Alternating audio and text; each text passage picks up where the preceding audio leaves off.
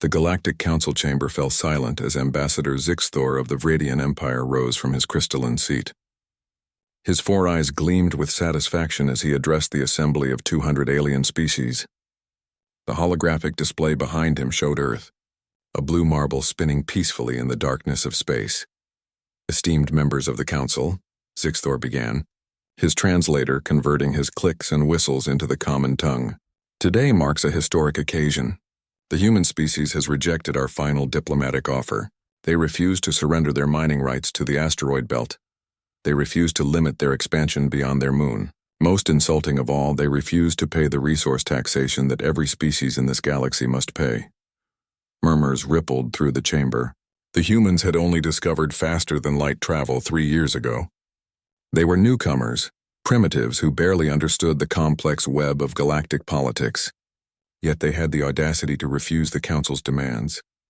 Commander Vesh of the Crolian Armada stood next, his scaled body towering over most other delegates. "My fleet stands ready. We have fought wars across 1,000 systems. The humans have no real military to speak of. Their ships are slow, their weapons are chemically propelled metal projectiles, and their soldiers still die from simple infections. This will not be a war. It will be an extermination followed by colonization." The Galactic Council had protocols for situations like this. When a species refused to comply with galactic law, military action was authorized. The vote was swift and unanimous. The human species would be taught their place in the cosmic order. What the Council did not know, what they could not have known, was that Earth was classified as a Class 12 death world in the Universal Database. The file had been corrupted during a data transfer centuries ago. The warning labels were missing. The danger ratings had vanished into the digital void. A death world was a planet so hostile, so absolutely lethal, that species evolving there developed traits that other civilizations found disturbing. High gravity meant dense bones and powerful muscles. Predator-filled environments created pattern recognition and strategic thinking beyond normal parameters. Constant disease exposure built immune systems that could fight off almost anything. Earth checked every box and added a few more that the database hadn't even considered. The Council fleet assembled near Jupiter 3 weeks later. 15,000 warships from 30 different species formed a wall of metal and energy shields that stretched across millions of kilometers. Their sensors detected the human defense force approaching. 1,200 ships, most of them converted civilian vessels with weapons hastily welded to their hulls. "They're actually coming to fight us," Vesh said, mandibles clicking in amusement. "I expected them to surrender when they saw our fleet size. Perhaps they cannot count properly." The human fleet stopped just outside weapons range. A communication channel opened. The face that appeared on every Council ship's screen was young by human standards, maybe 30 cycles old.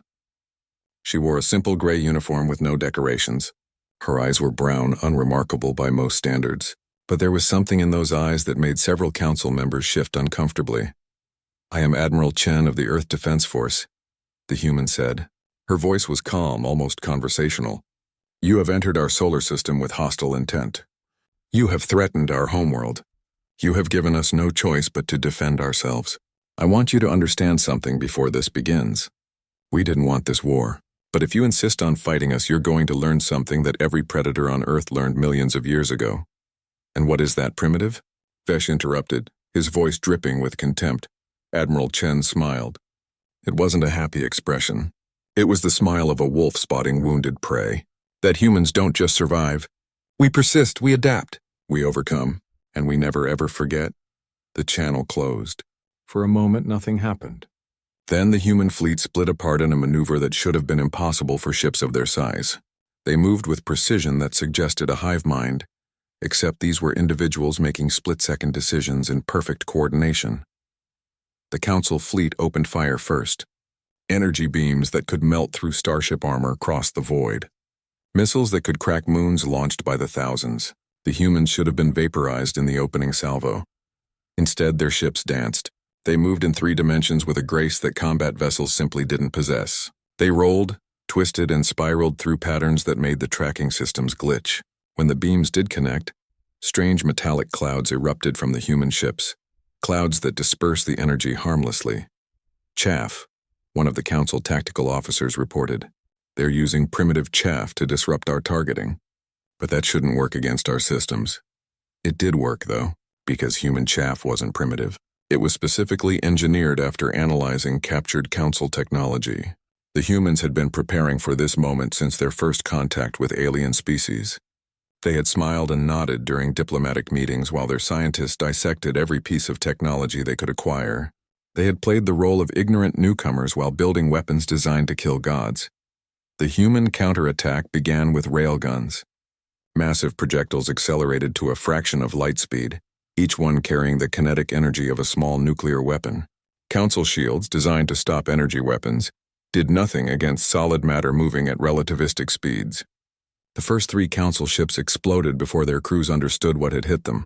Kinetic weapons, Vesh said, disbelief in his voice. They're using kinetic weapons in space combat. That's barbaric. He paused as another 5 council ships vanished in blooms of fire and debris. That's actually very effective. The human fleet pressed forward. Their ships were smaller, faster, and far more maneuverable than anything the council fielded. They fought like a school of piranhas, swarming larger vessels and tearing them apart with concentrated fire. Their tactics were unpredictable, switching from coordinated attacks to seemingly chaotic individual strikes that somehow still achieved strategic objectives. Admiral Chen watched the battle from the bridge of her flagship, the EDFS Indomitable. Around her, crew members worked with calm efficiency that came from months of simulation training. They had practiced this battle 1,000 times in virtual reality. They knew every council ship class, every weapon system, every tactical doctrine. The council thought they were fighting primitives. They were actually fighting a species that had spent its entire existence at war with itself and its planet. "Ma'am, the council flagship is trying to retreat," her tactical officer reported. "Let them," Chen said. "We need survivors to carry the message back. This solar system is ours, and anyone who tries to take it will learn what humans are really capable of." The Galactic Council emergency session convened 72 hours after the Battle of Jupiter. Of the 15,000 ships that had entered the Sol system, only 3,000 had returned. The rest were debris, floating monuments to what was supposed to be a simple enforcement action. Commander Vesh was not present. His flagship had been one of the first casualties, torn apart by a weapon the humans called a mass driver. The position of fleet commander now belonged to Admiral Kresh, a cautious Theron female who had survived only because her ship had been positioned in the rear guard. "The humans fight without honor," declared Senator Prix of the Meridian Collective. His gelatinous body quivered with indignation. "They use deception, ambush tactics, and weapons designed specifically to counter our defenses. This is not how civilized species conduct warfare." Ambassador Telarin of the Centauri Federation, one of the oldest species in the galaxy, made a gesture equivalent to a human shaking their head. "Perhaps that is precisely the problem. We have been conducting civilized warfare for so long that we forgot what actual warfare looks like." "The humans haven't forgotten. I've been reviewing their historical records. Do you know what I found?" The chamber fell silent. Telarin activated a holographic display.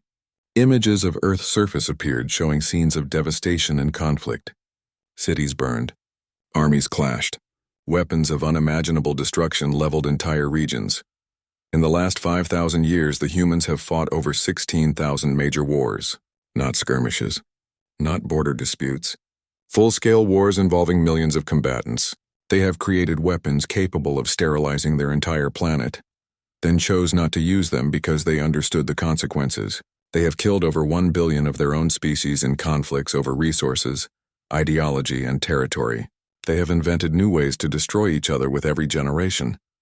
The display changed to show human soldiers in various time periods, ancient warriors with bronze swords, medieval knights in armor, industrial soldiers with machine guns, modern troops with advanced technology. In every image, the same intensity showed in their eyes, the same determination. They evolved on a planet that tried to kill them every single day, Telarin continued. Predators that could crush them with jaws, diseases that killed millions, weather patterns that could destroy entire civilizations. And they didn't just survive all of this. They thrived.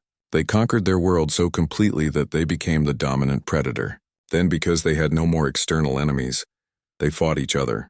For thousands of years. Ambassador Zixthor, who had initiated the war, remained silent. His 4 eyes were fixed on the display, watching videos of human military operations. The coordination. The tactics. The sheer ruthlessness when necessary, balanced with mercy when strategic. These were not primitives. These were evolved killers who had learned to think, plan, and cooperate on a level that most species never needed to develop. "What do you propose?" asked the council speaker, an ancient being whose species name was unpronounceable in most languages. "We cannot simply ignore the fact that they defied council law. We could negotiate," Tellerine suggested. "Admit that perhaps our initial assessment was flawed. The humans have proven they can defend their territory. Perhaps we should treat them as equals rather than subjects." "Absolutely not." Zixthor finally found his voice. "If we back down now, every species will think they can defy the council. We must escalate. Bring in the full might of the council military.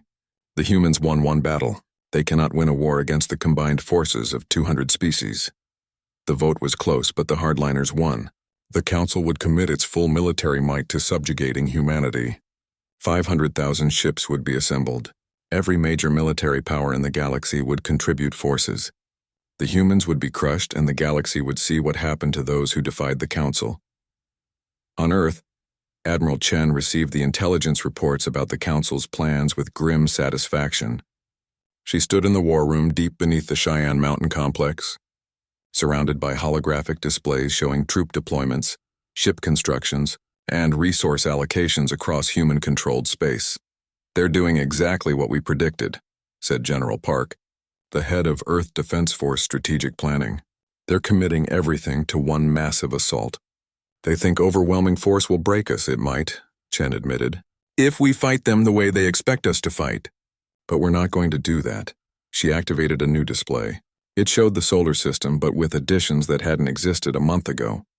Asteroid bases hidden in the belt, missile platforms disguised as space debris, automated defense networks that could operate independently, minefields that spanned millions of kilometers.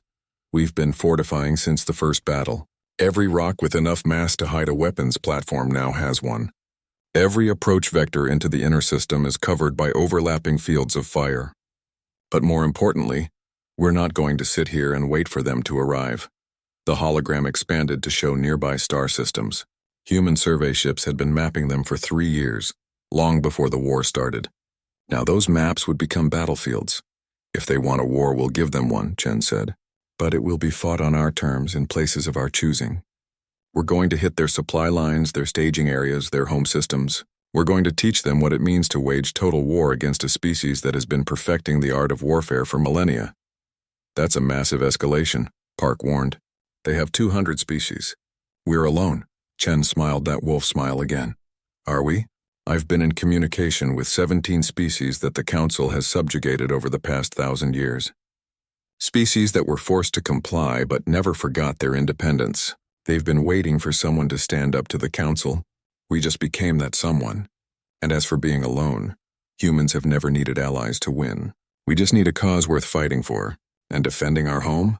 That's the most ancient cause there is." 3 weeks later, human strike forces hit their first targets. Small ships, fast and stealthy, emerged from faster-than-light travel at the edges of Council-controlled systems. They avoided direct confrontation with military forces. Instead, they targeted infrastructure. Fuel depots exploded. Communication relays went dark. Supply convoys vanished without a trace. The Council fleet, assembled in the Vega system and preparing for its grand assault on Earth, suddenly found itself cut off from its supply chain. Ships that needed fuel couldn't get it. Ammunition stockpiles that should have been delivered never arrived. Worst of all, the human raiders seemed to know exactly where to strike for maximum disruption. "How are they doing this?" Admiral Kresh demanded, staring at the tactical map that showed 24 successful human raids in the past week. "They shouldn't have the intelligence necessary to find these targets. We've kept our logistics networks classified." Her intelligence officer, a young Crowleyan named Vess, looked uncomfortable. "Ma'am, I think they don't need intelligence from us. They're using basic logic. They know what a fleet our size needs to operate. They know how supply chains work, so they're targeting the points where those chains are most vulnerable. It's actually brilliant in its simplicity." Kresh wanted to argue, but she couldn't. The humans were fighting smart. They were fighting mean. And most disturbing of all, they were fighting like they planned to win. On Earth, in millions of homes across every continent, Humans watched the news reports with grim determination. The government had been honest about the situation. This wasn't some distant conflict that wouldn't affect them. This was an existential threat. The Council wanted to subjugate them, to turn humanity into just another client species in their galactic empire. Humanity's response was unanimous. Volunteer rates for the military exceeded capacity. Factories that had been making consumer goods retooled to produce weapons and ammunition. Scientists who had been researching commercial applications redirected their efforts to military technology. An entire species, 8 billion strong, focused on a single goal: survival. The Deathworlders were going to war. And the galaxy was about to learn why that was a very, very bad idea. The Galactic News Network struggled to explain what was happening. For the first time in recorded history, a species barely 3 years into space travel was holding its own against the combined military might of the Council. The commentators, safe in their studios orbiting civilized worlds, debated tactics and strategies while ignoring the larger question: how are the humans doing this? Civilian freighter Captain Jorvan of the Palexian Trade Guild knew the answer. She had seen it firsthand when her ship encountered a human raiding party near the Rigel system. Her vessel had been carrying medical supplies for Council troops, a legitimate target in wartime. She had expected destruction, perhaps a quick death if she was fortunate. Instead, the human boarding party had been almost polite. They had scanned her cargo, confirmed it was medical supplies, and then done something that stunned her. They had let her keep half of it. "Your crew might get sick," the human boarding commander had explained through his helmet's translator. His name patch read Chen, though Jorvan later learned that was an extremely common human surname. "We're not monsters. We're taking military medical supplies because our people need them to survive. But your civilian crew doesn't deserve to suffer for your government's decisions." They had taken what they needed and departed, leaving her ship intact and her crew alive. Jorvan had filed her report with Council authorities, expecting it to be dismissed as propaganda. Instead, she learned that hundreds of other civilian captains had similar stories. The humans were discriminating in their targets. They hit military assets with overwhelming force but showed restraint with civilians. This approach was causing problems the Council hadn't anticipated. Civilian shipping companies were refusing to carry military cargo. The profit margins weren't worth the risk, especially when the humans demonstrated they could strike anywhere, anytime. Insurance premiums for military shipments had increased by 3,000%. The Council's logistics network, built on the assumption of safe, predictable trade routes, was collapsing.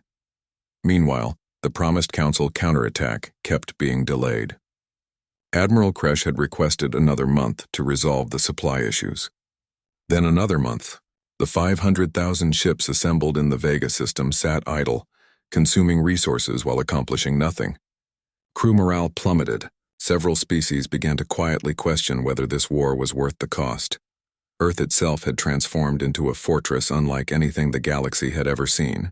The asteroid belt was now a three-dimensional minefield of automated weapons platforms. The moon housed railgun installations that could hit targets 1,000,000 kilometers away. Mars, still being terraformed, had been converted into a massive military manufacturing complex. Every human colony, every station, every outpost was armed and ready. But the most remarkable change was invisible to sensors and satellites. It was happening in the hearts and minds of 8 billion humans who had discovered they were not alone in the universe, and that the universe was hostile. Dr. Sarah Okonkwo, a civilian xenobiologist, sat in her apartment in Lagos and watched her daughter playing with toys. The child was only 5 years old, too young to understand that alien armadas threatened her world. Too young to know that her mother had spent the last 3 months designing biological weapons that could target specific alien species while leaving humans unharmed. Sarah felt sick about it. She had become a scientist to heal and understand, not to create diseases. But when the military had come asking for volunteers with expertise in alien biology, she had said yes. Because her daughter needed a future, and that future required winning this war. Across the planet, millions of humans were making similar choices. Artists were creating propaganda. Engineers were designing better weapons. Teachers were training the next generation to be ready for whatever came next. Even children were collecting scrap metal for the war effort, making care packages for soldiers, writing letters to troops stationed in the cold dark between stars. The Council had wanted to subjugate one species. Instead, they had unified humanity in a way that nothing else could have achieved. Every old conflict, every historical grievance, every political division had been set aside. There would be time for disagreements later if there was a later. Right now, there was only survival. Lieutenant Marcus Webb floated in his fighter cockpit somewhere between Jupiter and Saturn, part of a patrol wing monitoring for Council scouts. His ship was small, cramped, and smelled like recycled air and human sweat. The life support system made a constant humming noise that he had learned to sleep through. His rations were nutritionally complete but tasted like cardboard. He loved every second of it. Marcus had been a college student studying music theory when the war started. Now he was a fighter pilot defending his homeworld against alien invaders. The irony wasn't lost on him. He had spent years learning to create beauty, and now he spent his days dealing death. But he had made peace with that contradiction. Contact, his wingman reported. Bearing 270, range 800,000 clicks. Single ship, looks like a Council scout class. Confirmed. Marcus replied, his fingers dancing over the controls. His fighter rotated smoothly, bringing its weapons to bear. Think they're mapping our defenses? Probably. Orders are to disable if possible, destroy if necessary. Command wants prisoners for intelligence. Marcus accelerated toward the target. His ship could pull maneuvers that would kill most alien pilots. Humans had evolved under gravity that most species found crushing. Their bodies could withstand acceleration that turned other species into jelly. It was one of humanity's unexpected advantages in space combat. The Council scout detected him and tried to run. It was fast, but Marcus was faster. He triggered his electronic warfare suite, jamming the scout's communication systems. The alien ship couldn't call for help, couldn't report what it had seen. Marcus closed in, his targeting system achieving lock. He fired a burst from his railgun not to destroy but to disable. The projectiles shredded the scout's engines while leaving the crew compartment intact. Scout disabled, Marcus reported. Boarding team, you're up. A human shuttle appeared from where it had been hiding in Saturn's rings. Special Forces troops would capture the scout's crew and databanks. Every piece of intelligence helped. Every captured system gave human engineers more information to exploit. The humans were learning, adapting, improving with every engagement. This was what the Council hadn't understood. They had fought wars before, but always against species that were roughly equal to them, technologically and biologically. They had never fought a species that treated war as a science to be perfected. Humans had been fighting each other for so long that they had developed an instinctive understanding of combat dynamics that other species had to learn from books.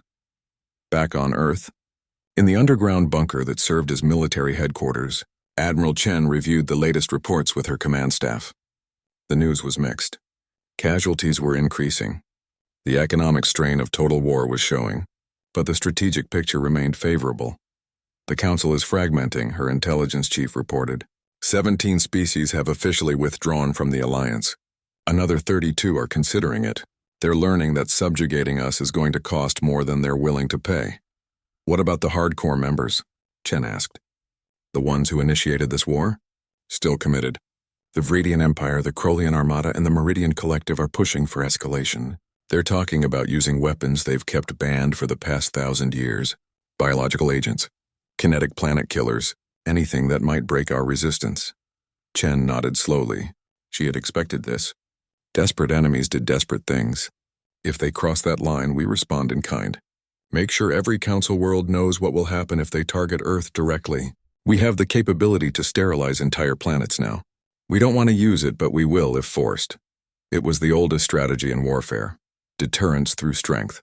Make the cost of victory so high that it became indistinguishable from defeat. The humans didn't want to become genocidal monsters, but they would do whatever was necessary to survive. In the Galactic Council chamber, the debates had become shouting matches. Species blamed each other for the deteriorating situation. The economic costs were mounting daily. Trade had collapsed. Entire sectors of the galaxy were destabilizing. And at the center of it all were the humans, refusing to surrender, refusing to negotiate, refusing to die quietly. Ambassador Zixthor had lost much of his political support. His promise of a quick, easy victory had proven to be catastrophically wrong. But he still had allies, species who believed that backing down would be worse than continuing to fight. We must use overwhelming force, he insisted during one heated session. No more half measures. We target Earth directly. We show them that defiance has consequences. And if they retaliate? Asked Ambassador Talaran. Our intelligence suggests they have weapons capable of destroying entire planets. Are you willing to risk your homeworld for the sake of pride? The chamber fell silent. The question hung in the air unanswered, because that was the real issue now. This wasn't about resources or territory anymore. It had become about pride, about ego, about proving that the Council's authority meant something. The turning point came not with a massive battle, but with a simple transmission. It originated from the Palexian homeworld, a peaceful planet known for its art and philosophy. The message was brief, direct, and changed everything. The Palexian Republic officially withdraws from the Galactic Council war effort against humanity. We call upon all civilized species to do the same. This conflict serves no purpose except to satisfy the pride of those who initiated it. The humans have demonstrated they wish only to be left alone. Let us grant them that wish. Within 24 hours, 47 more species issued similar statements. The coalition that was supposed to crush humanity was disintegrating. Species that had contributed ships began recalling them. Trade agreements that funded the war effort were being dissolved. The Council's authority, built over thousands of years, was crumbling because they had picked a fight with the wrong species. Admiral Kresh received the news aboard her flagship and felt relief flood through her. She had never wanted this war. She had followed orders because that was what soldiers did. But privately, she had admired the humans. They fought with creativity, courage, and a determination that her own species had lost somewhere in their comfortable existence. She opened a secure channel to the human command structure. It took several hours to route through neutral parties, but eventually, Admiral Chen's face appeared on her screen. The human looked tired. Dark circles under her eyes spoke of sleepless nights. But her gaze was still sharp, still dangerous. Admiral Kresh, Chen said carefully. I don't believe we've been formally introduced. No, Kresh agreed. I've been trying to kill your people for the past 6 months. I wanted to inform you that I'm ending that effort. My government is withdrawing from the Council coalition. This war is over as far as the Theron Concordat is concerned. Chen leaned back in her chair. I appreciate the notification, but you understand that we can't simply stand down. The Vradian Empire and their allies are still committed to destroying us. I know. That's why I'm also providing you with something else. Kresh transmitted a data package. Complete tactical information on the remaining Council forces. Deployment schedules. Weapons specifications. Command codes. Everything my intelligence service has gathered over the past 6 months. Use it to end this war quickly. Chen's expression shifted to something that might have been respect. Why would you give us this? Your people will consider it treason. Perhaps, Kresh said, but I'm tired of watching young Therans die for someone else's pride. The humans never did anything to warrant this war. You have every right to defend yourselves. If giving you this information saves lives on both sides, then it's worth the personal cost. The transmission ended. Chen sat in silence for several minutes processing what had just happened. An enemy admiral had essentially switched sides, providing intelligence that could win the war.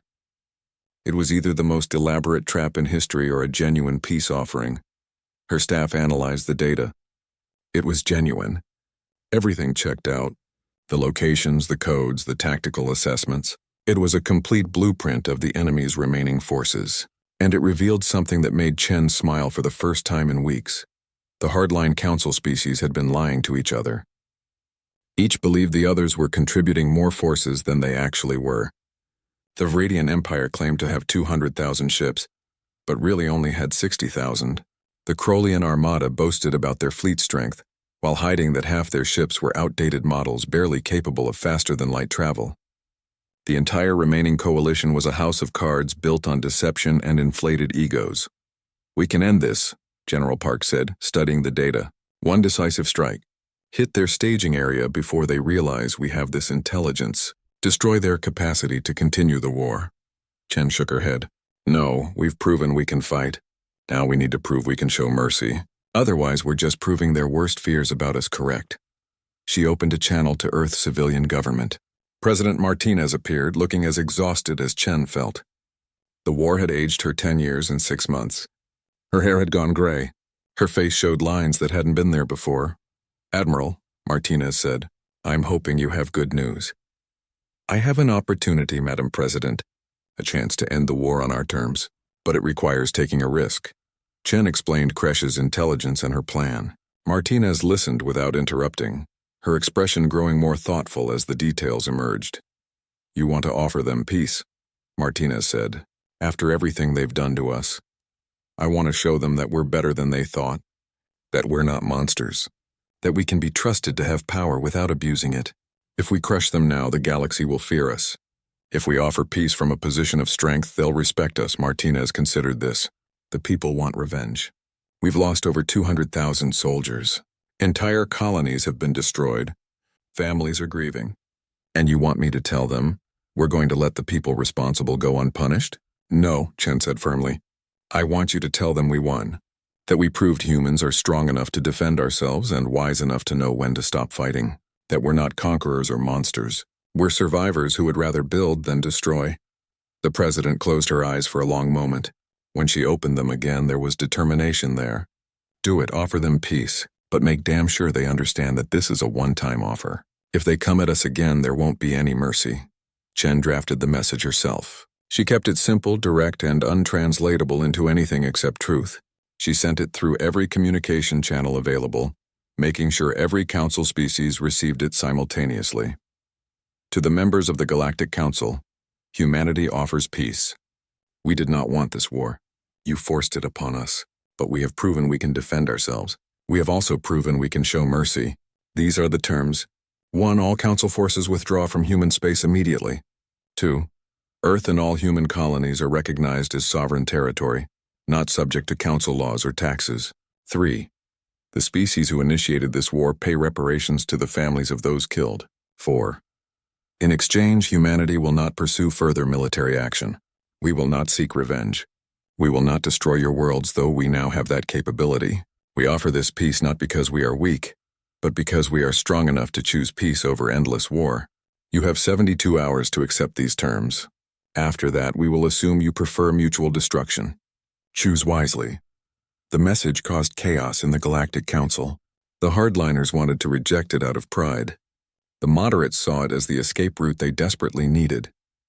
The debate raged for 60 hours before Ambassador Talaran forced a vote. The peace terms passed by a narrow margin. The war was over.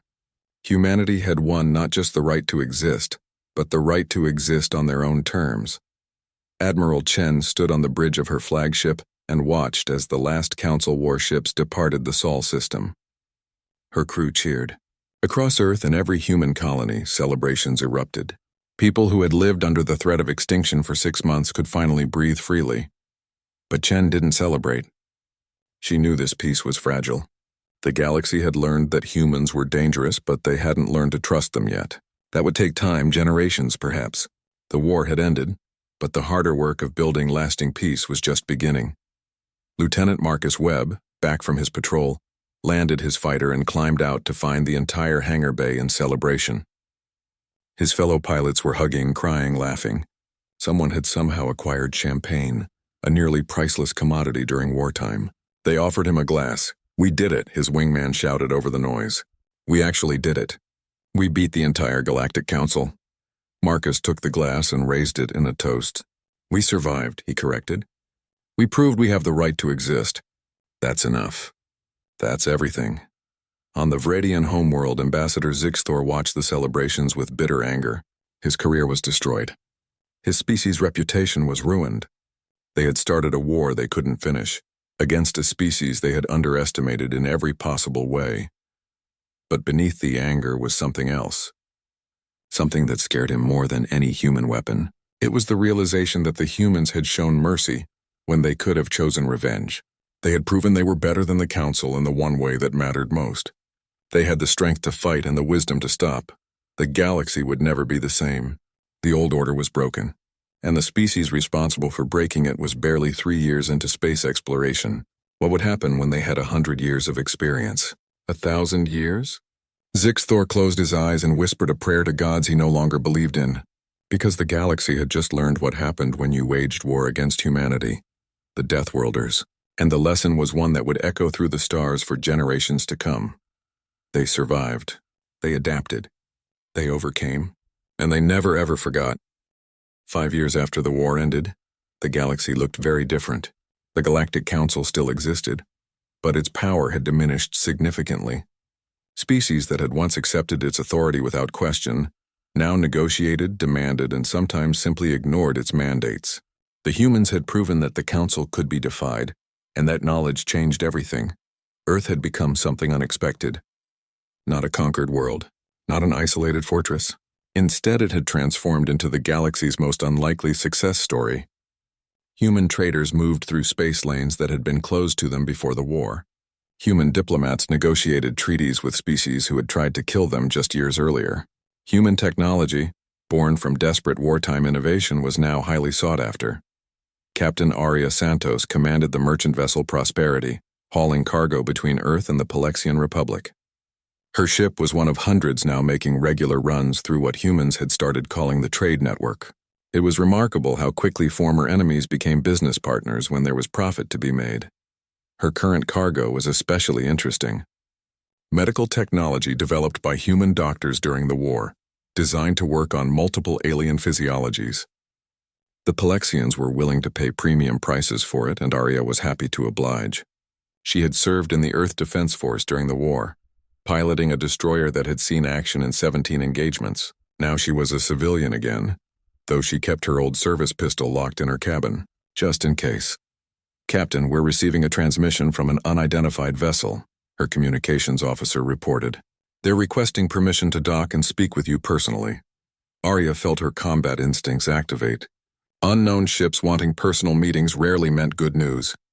"What's their configuration?" "Crolian military shuttle, but broadcasting civilian transponder codes. Single occupant, Crolian. The species that had provided the initial military muscle for the Council's invasion." Aria's jaw tightened. She had lost friends to Crolian warships. But the war was over.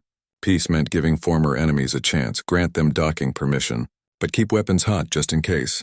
The shuttle docked smoothly. The airlock cycled. The figure that emerged was massive, over 2.5 meters tall, covered in scales that gleamed under the ship's lights. But the Crolian moved slowly, carefully, in a way that suggested he was trying not to appear threatening. "Captain Santos," the Crolian said, his translator rendering his hisses into accented English. "Thank you for seeing me. My name is Ves. I served as an intelligence officer under Admiral Kresh during the war." Aria remembered that name. Kresh had been the one who provided the intelligence that helped end the war. "What do you want, Ves?" "To offer you a business opportunity, and perhaps to apologize." That caught Aria off guard. Apologies were not something she expected from Crolians, a species whose culture valued strength above almost everything else. "I'm listening," Ves explained his proposal. He represented a group of Crolian merchants who wanted to establish regular trade with humanity. But more than that, he wanted to create something new, a joint venture between former enemies. Crolian manufacturing capacity combined with human innovation, species working together instead of against each other. "Why would I trust you?" Aria asked bluntly. 5 years ago, your people were trying to kill mine." "Because 5 years ago, I believed humans were inferior," Ves replied with surprising honesty. "I was wrong. Everything I was taught about your species was wrong. You're not primitives. You're not savages. You're survivors with a capacity for innovation that my species lost centuries ago. We've been stagnant for so long, repeating the same patterns, fighting the same wars. You showed us that there's another way." Aria studied the Crolian carefully. Her wartime experience had taught her to read body language even on alien species. Ves seemed genuine. More importantly, his proposal made sense. Humans had ideas but limited manufacturing capacity. The Crolians had factories but lacked innovation. Together they could accomplish more than either species could alone. "I'll consider it," she said finally. "But understand something. Humans don't forget. We lost people we loved in that war. Trust has to be earned, not given." "I understand," Ves said. "That's why I came personally.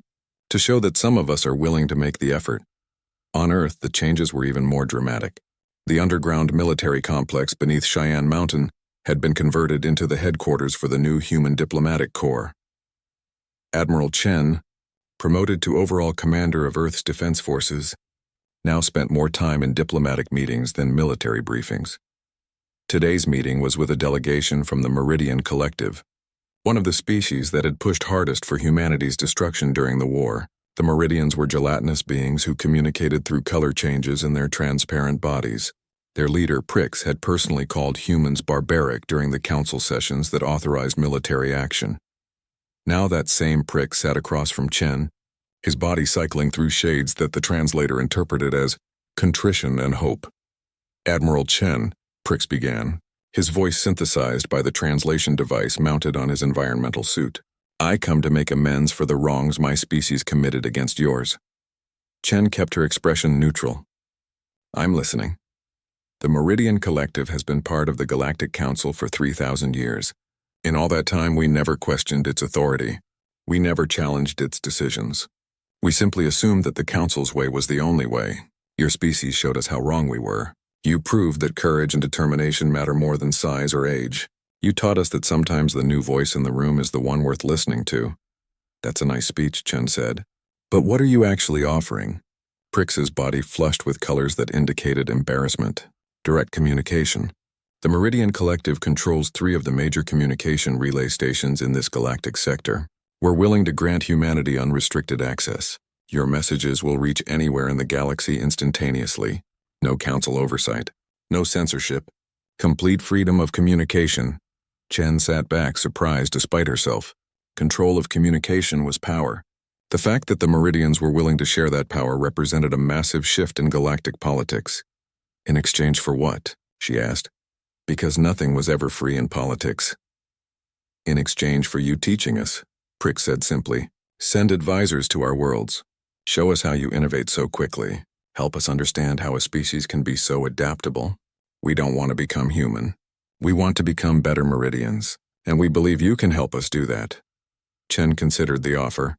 Part of her, the part that remembered watching Earth come under attack, wanted to tell Prix exactly where he could put his offer. But the larger part of her, the part that had learned to think strategically, saw the opportunity. "I'll need to discuss this with my government," she said, "but provisionally I'm interested. Under one condition, name it. You open your historical archives to human researchers. Complete access. We want to understand the Council's true history, not the sanitized version they tell new species. We want to know what really happened to the species that were subjugated before us." Prix's body rippled with colors that suggested surprise and calculation. That information could destabilize the entire Council structure. "Exactly," Chen said with a slight smile. "Peace doesn't mean we trust you. It means we're willing to work together while maintaining our guard. If you want humans as partners, that requires transparency." After a long pause, Prix's body settled into a color pattern that indicated agreement. "Done. I'll have the archives opened within the week." Across the galaxy, similar conversations were happening. The humans were no longer seen as primitives or threats. Instead, they had become the galaxy's wild card. A species that could fight when necessary but preferred peace. That could show mercy without weakness. That could innovate, adapt, and overcome any challenge. Dr. Sarah Okonkwo, the xenobiologist who had designed weapons during the war, was now designing something very different. She stood in her laboratory at the new Interspecies Medical Research Center in Geneva, working with scientists from 17 different alien species. Their goal was ambitious: to create medical treatments that would work across species barriers. The Crolian scientist working beside her, a female named Kresh who claimed to be the Admiral's niece, adjusted the microscope they were sharing. "Your work during the war was devastating to my people," Kresh said quietly. "The biological agents you developed killed thousands." Sarah felt the familiar guilt twist in her stomach. "I know, I have nightmares about it." "But now you're using that same knowledge to save lives," Kresh continued. "You understand biological systems at a level we never achieved. That's the difference between humans and everyone else. You can be the galaxy's worst enemies or its best friends. There's no middle ground with your species." "Is that a compliment or a criticism?" Sarah asked. "Both," Kresh admitted. "You scare us, Dr. Okonkwo, but you also give us hope. If humans can change from warriors to healers in just 5 years, maybe the rest of us can change too." Back on Earth, in a small apartment in Lagos, Sarah's daughter was now 10 years old. 20 years after the war, Earth had become the beating heart of a new galactic order.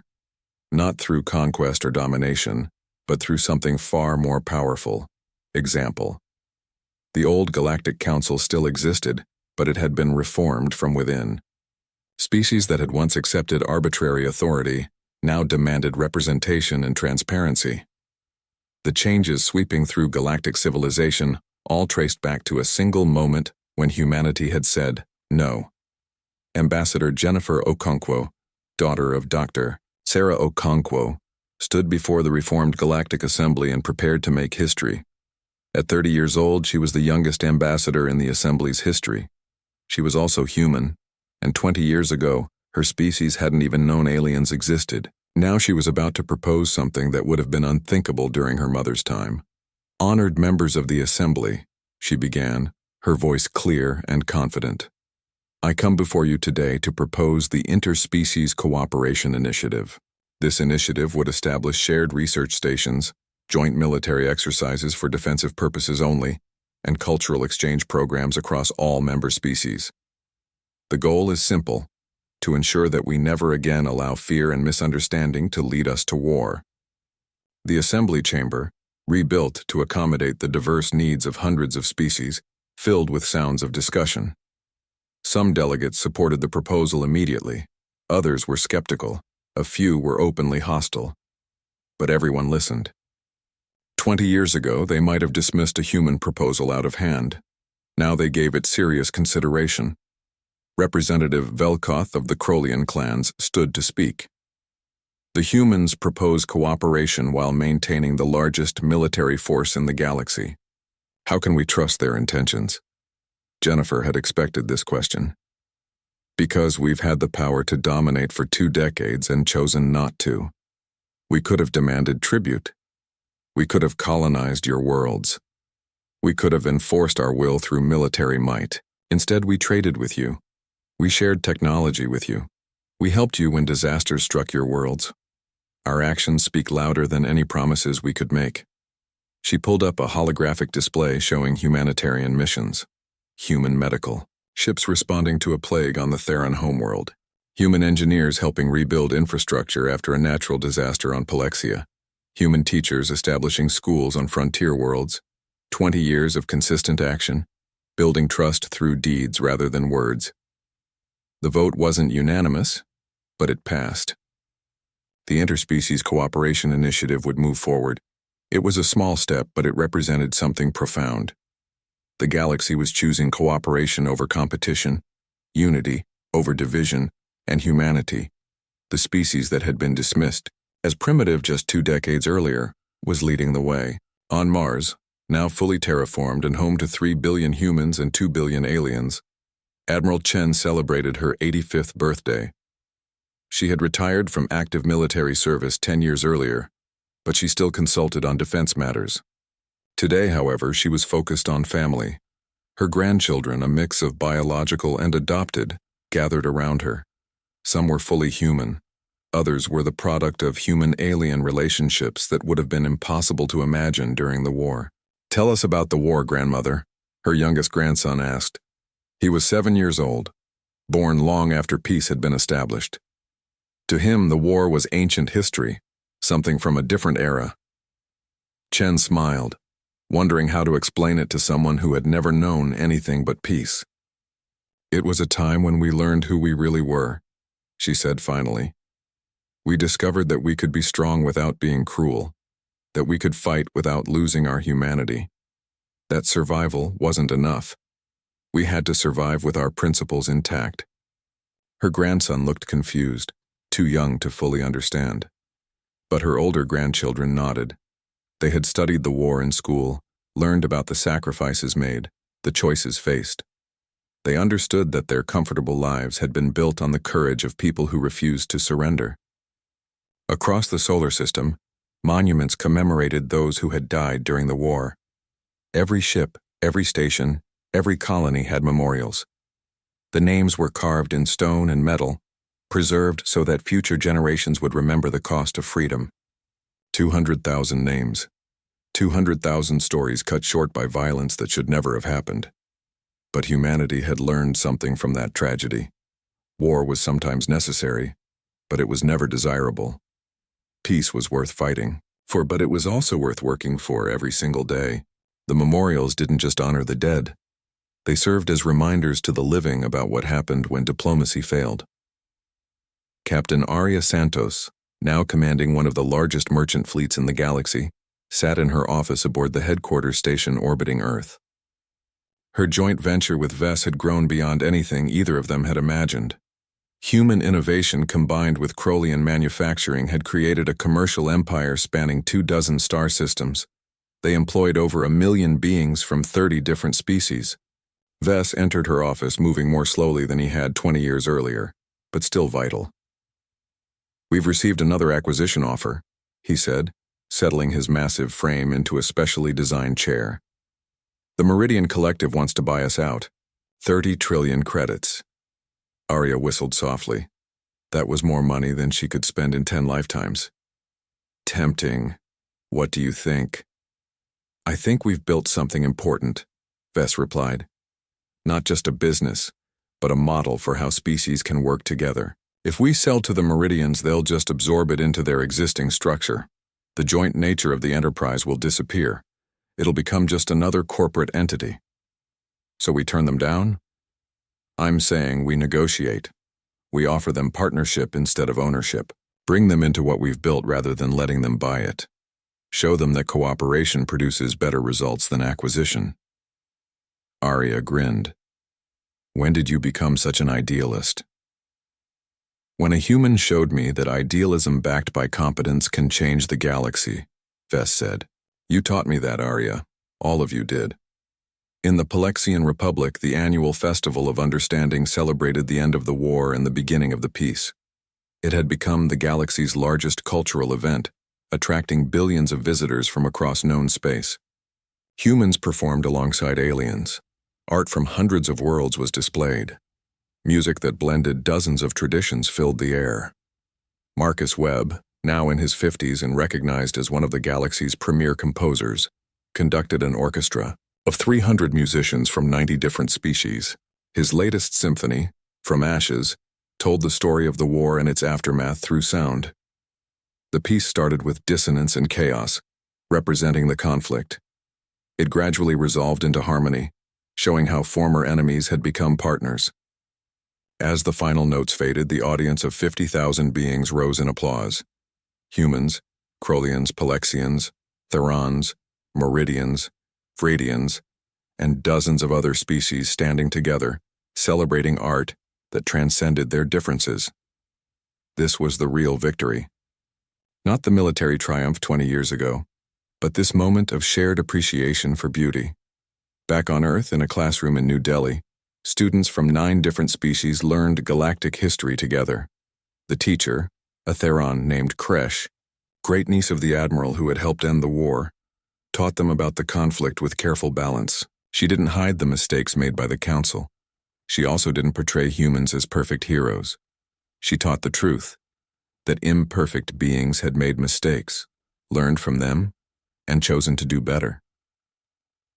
The war taught us that being different doesn't mean being enemies, she told her students. It taught us that the strange, the new, the unfamiliar can become familiar if we're willing to try. You children are the proof of that. You sit together, learn together, and play together without thinking about which species each of you belongs to. That's the galaxy your parents and grandparents fought to create. A human student raised her hand. Teacher Kresh, do you think there will ever be another war? Kresh considered the question carefully. I hope not. But hope isn't enough. Peace requires constant work. It requires us to talk when we want to fight, to understand when we want to judge, to forgive when we want to hate. Wars happen when we forget those lessons, so every generation must learn them again. That's why you're here. That's why this matters. Jennifer Okonkwo returned to Earth after successfully negotiating the Interspecies Cooperation Initiative. She visited her mother, who was now in her 60s but still working at the Medical Research Center. They walked through a park where human children played with alien children, where differences were celebrated rather than feared. Do you ever regret it? Jennifer asked. Creating those weapons during the war? Sarah was quiet for a moment. Every day. But I also understand why I did it. Survival required hard choices. The important thing is what we did afterward. We turned weapons research into medical breakthroughs. We transformed destruction into healing. We proved that humans can be better than their worst moments. The galaxy still watches us carefully, Jennifer said. They're still not sure whether to trust us completely. Good, Sarah replied. They shouldn't blindly trust anyone. Trust should be earned and maintained. Every day through our actions we prove whether we're worthy of it. That's what keeps us honest.